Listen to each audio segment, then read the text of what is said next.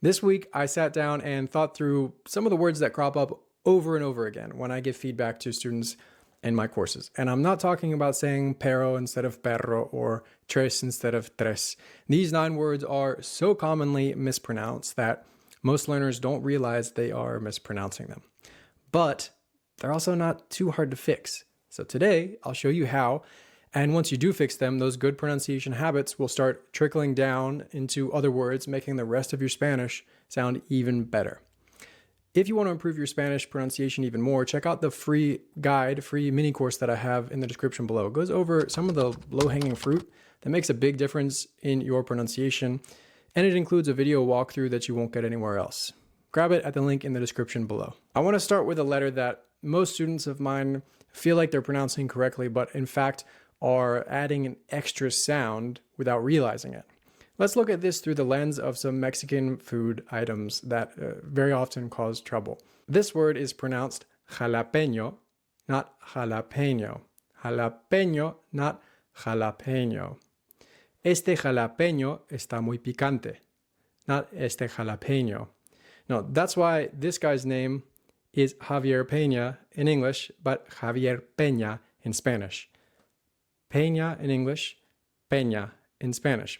And this doesn't just happen with the e before ñ, but frequently with the e before n as well, as in this word, lleno, not lleno. Lleno, not lleno. El avión está lleno hoy, or la maleta está llena. It's why we might say chile relleno at a Mexican restaurant here in the US, but chile relleno in Mexico. ¿Te gusta el chile relleno? So the first thing to watch out for is adding a y between the e and n or e and ñ. The next word is one of the trickiest for English speakers and in particular Americans, and unfortunately for us it comes up all the time. Estadounidense or Estados Unidos, not estadounidense or Estados Unidos. Estadounidense. So that the should be soft.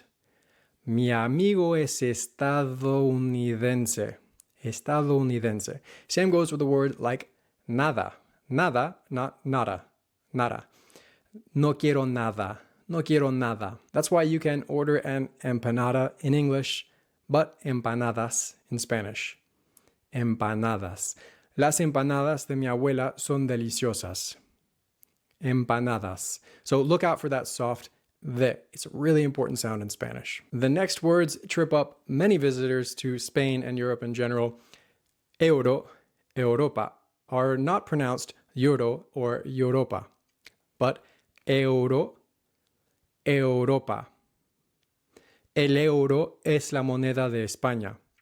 El euro. En gran parte de Europa se usa el euro.